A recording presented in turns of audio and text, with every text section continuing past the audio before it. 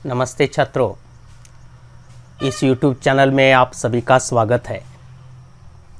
आज हम इस वीडियो में कक्षा 9वीं विषय हिंदी, इसमें हम गद्य विभाग पर आधारित एक स्वाध्याय देखने वाले हैं। ये स्वाध्याय है पाठ 8 पहली इकाई वीर भूमि पर कुछ दिन।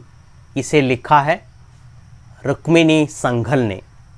इस पाठ पर आधारित हम स्वाध्याय देखने वाले हैं। तो गद्य विभाग पर किस प्रकार स्वाध्याय होता है यह हम इससे पहले की वीडियो में देख चुके हैं।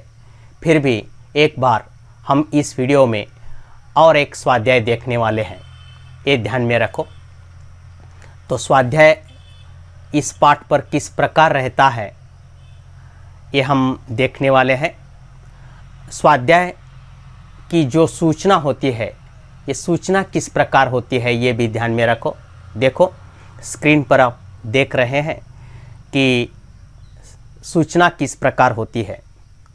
परिच्छेद पढ़कर दी गई सूचनाओं के अनुसार उत्तर लिखिए, इस प्रकार सूचना रहती है। तो परिच्छेद हम देखेंगे। पहले परिच्छेद मैं पढ़ता हूँ, आप सुन सकते हैं और किताब सामने रखकर आप परिच्छेद भी देख सकते हैं। पाठ 8 पर ये परिच्छेद है, आप देख सकते हैं। मैं एक बार परिच्छेद पढ़ता हूँ। देखो,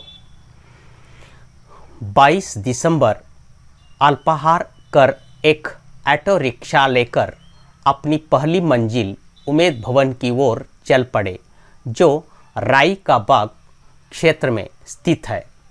उमेद भवन विश्व का विशालतम भवन महाराजा उमेद सिंह द्वारा निर्मित होने से उमेद भवन कहलाता है।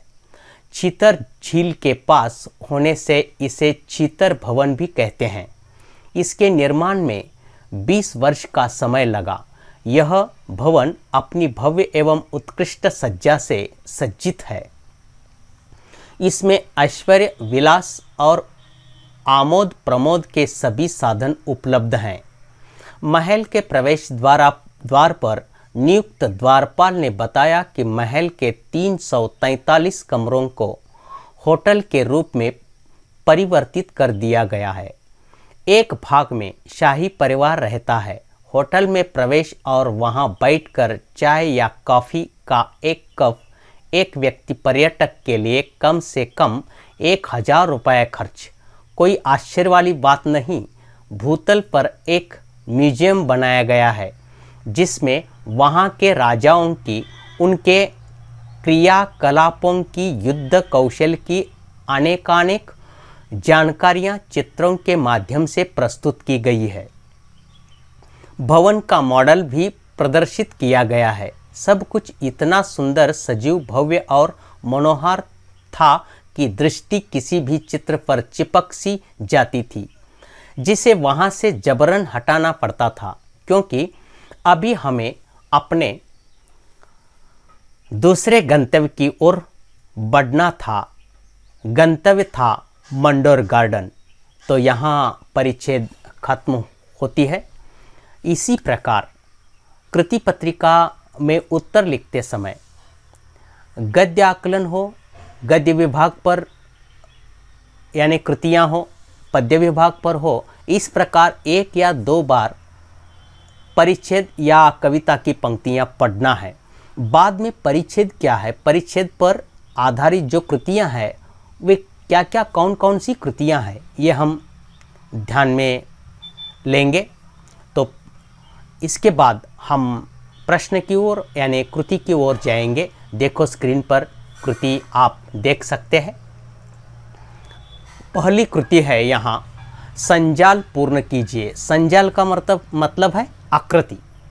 तो इसमें 4 यानी कृतियां हैं, 4 चौकट है, इसमें उत्तर लिखना है।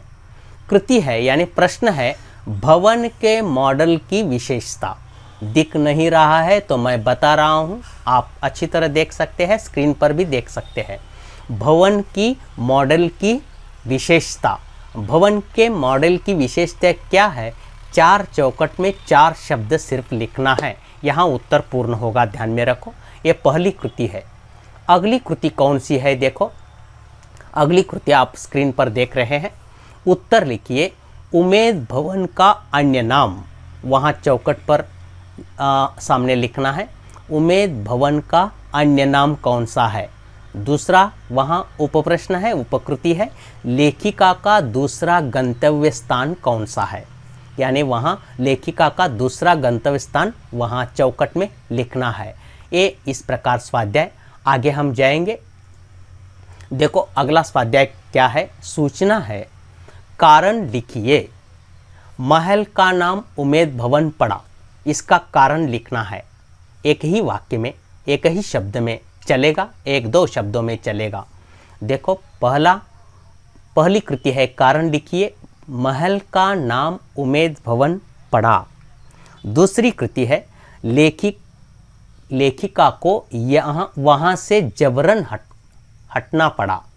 लेखिका को वहाँ से जबरन हटना पड़ा, इसका कारण लिखना है। अगला स्वाध्याय क्या है? देखो अगला स्वाध्याय यानी एक ध्यान में रखना है, गद्य आकलन हो या यानी कि गद्य विभाग पर आधारित अंतिम जो कृति रहती है, अंतिम जो प्रश्न रहता है, वो अपने विचार प्रकट करने के लिए रहता है, यानी अभिव्यक्ति के लिए रहता है। यहाँ अभिव्यक्ति के लिए, अपने विचार प्रकट करने के लिए एक कृति आई है, एक प्रश्न आया है, अपने ऐतिहासिक स्थलों की सुरक्षा हेतु उपाय सुझाइए। क्या है? देखो मैं फिर एक बार पढ़ता हूँ, अपने ऐतिहासिक स्थलों की सुरक्षा हेतु उपाय सुझाइए। 7-8 पंक्तियों में इसका उत्तर लिखना है, यानी कि उपाय सुझाना है, उपाय लिखना है। यह अच्छी तरह ध्यान में रखो। इस प्रकार गद्य विभाग पर इसी प्रकार एक परिच्छेद देते हैं कृति पत्रिका में, और उसका उत्तर उसी प्रकार यानी इसी प्रकार कृतियों के नमूने रहते हैं। एक नमूना के तौर पर मैं यहाँ आपके सामने रखा हूँ, तो ये बही में लिखना है, अच्छी तरह ध्यान में रखो। इस प्रकार यहाँ गद्य विभाग पर जो स्वाध्याय है पाठ 8 पर एक स्वाध्याय, एक कृति आपके सामने रखने की कोशिश मैंने की है। इसी प्रकार प्रश्न यानी कृतियाँ कृति पत्रिका में रहते हैं, ध्यान में रखो। अब यहाँ हम ये स्वाध्याय खत्म करते हैं।